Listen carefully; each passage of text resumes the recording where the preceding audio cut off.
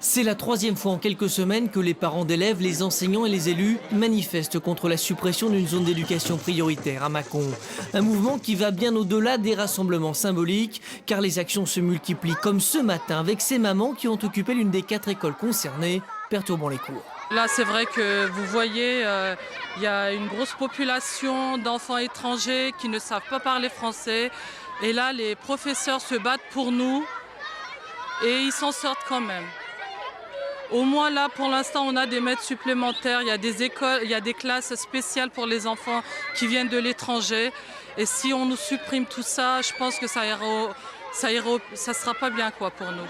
Devant cette situation de contestation, l'éducation nationale multiplie les promesses. Oui, la ZEP pourrait disparaître, mais des moyens seraient maintenus.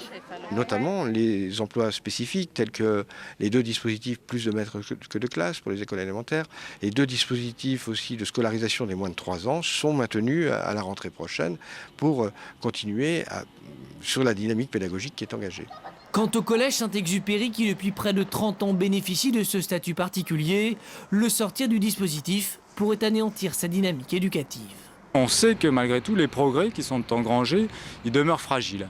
Et on les doit uniquement, ces progrès, aux moyens qui ont été donnés dans le cadre de l'éducation prioritaire. C'est grâce à ces moyens qu'on peut avoir entre 21 et 25 élèves par classe. Autre paramètre qui mobilise les élus de tous bords, les 2 quartiers liés à ces écoles sont classés comme défavorisés.